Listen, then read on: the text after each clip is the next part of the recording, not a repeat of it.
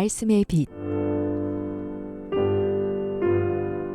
매주 이 시간에는 강남 등대교회 권진 목사님께서 말씀 전하십니다.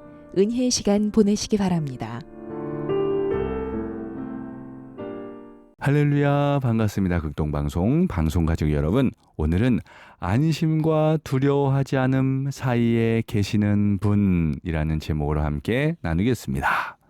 사복음서에 모두 기록된 예수님의 기적 중 하나가 오병이어 사건입니다. 떡 5개와 물고기 2마리로 남자만 5,000명을 넘게 먹이신 그 사건, 여러분들도 잘 아시지요?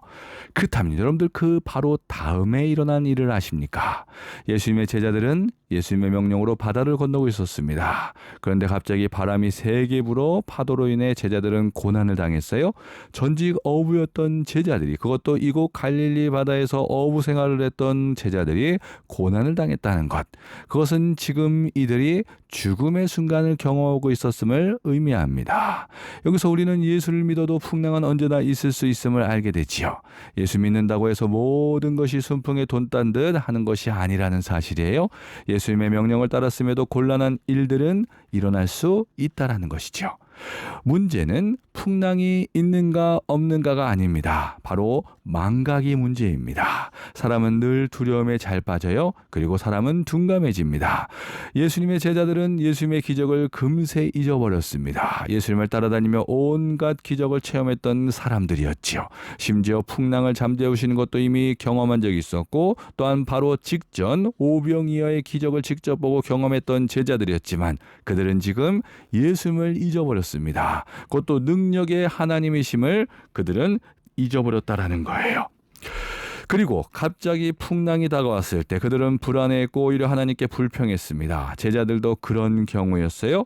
자, 그런 제자들에게 놀라운 일이 벌어졌습니다. 예수께서 밤 사경에 바다 위를 걸어오시기 시작했습니다. 자, 그 모습을 보며 제자들은 깜짝 놀랐어요. 유령인가요? 소리를 질렀습니다. 특별히 여기서 소리를 질렀다라는 말, 헬라어 원어를 보면요, 이게 까마귀에서 온 단어예요. 그렇습니다. 이것은 동물 울음소리 같이 정말로 깜짝 놀라서 그냥 으악하고 소리 지른 거라는 거죠. 여러분들 어떻습니까? 지금 예수님께서 찾아오셨습니다. 그것도 문제 앞에서 예수님께서 찾아오셨어요. 그런데 제자들은 예수님을 깨닫지 못했습니다. 그것이 왜 그랬을까요? 바로 마음이 둔하여졌기 때문입니다. 우리의 삶에도 마찬가지입니다. 인생의 문제 앞에 예수님은 우리를 찾아오세요. 그런데 그렇게 찾아오시는 예수님을 우리는 인정하지 않습니다. 오히려 예수님 앞에 문제를 내려놓기보다 예수님께서 정말 함께 하시는지 의심만 합니다. 그러면서도 여전히 인생의 문제를 두려워하고 힘겨워하지요. 예수님은 지금도 우리와 함께 하십니다. 그런데 그들은 바다 위로 걸어오시는 예수님을 보며 심히 놀라 비명을 지르는 모습만 보여줬습니다. 사랑하는 성도 여러분, 예수님을 인정하지 못하고 홀로 떨고 있는 인생 앞에 주시는 말씀이 있습니다. 마가복음 6장 50절입니다. 안심하라 내니 두려워하지 말라. 누가복음도 똑같아요. 안심하라와 두려워하지 말라 사이에 누가 있습니까? 맞습니다. 바로 내니 예수께서 계십니다. 우리가 안심해야 될 이유, 두려워하지 말아야 될 이유 모두 예수님 때문입니다. 예수님의 이 말씀에 대한 제자들의 반응은 공간복음에 따라 다르게 기록되어 있습니다. 각기 나타나는 반응이 재미있고 우리에게 주는 메시지도 다 달라요. 먼저 우리 마태복음을 볼까요? 마태복음에는 베드로가 예수님처럼 무리를 걷고자 합니다. 그러다가 바람을 보고 빠져들어가지요. 예수님은 즉각적으로 손을 내밀어 베드로를 건져주셨습니다. 그리고 왜 의심하였느냐고 책망하셨습니다. 구원이 책망보다 먼저였습니다. 자, 그리고 그 모습을 본 다른 제자들은 예수님을 가리켜 진실로 하나님의 아들이십니다. 믿음의 고백을 하게 되었습니다. 마가복음을 볼까요? 제자들이 심히 놀랬다고 했고, 요한복음에 보시면요, 기뻐서 배로 영접했다고 했습니다. 이렇게 복음서들이 모두 각기 다른 반응을 기록한 이유는 무엇일까요? 이처럼 똑같은 예수님을 보면서도 각기 받아들이기 반응은 서로 다 다른 것을 우리에게 보여주기 위함입니다. 이런 예수님은 여전히 지금도 우리와 함께 하신다는 사실, 그것을 받아들이는 우리의 모습이 각기 다른 것처럼 말이지요. 아니면 둔하여 도무지 말씀을 깨닫지 못하는 자들로 살아가고 있지는 않습니까? 그렇다면 이 말씀 앞에 우리는 어떤 반응을 해야 될까요?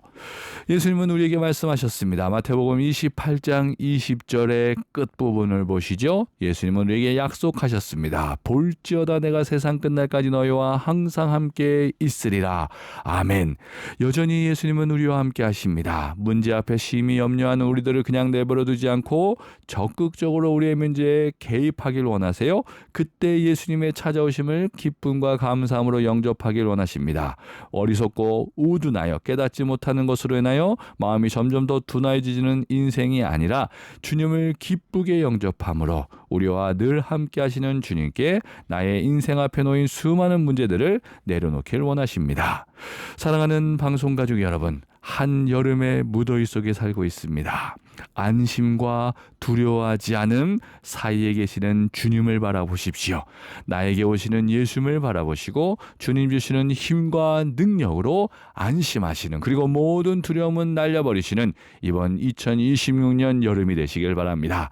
지금까지 저는 합력하여 선을 이루시는 하나님을 전하는 강남 등대교를 섬기는 권진 목사였습니다.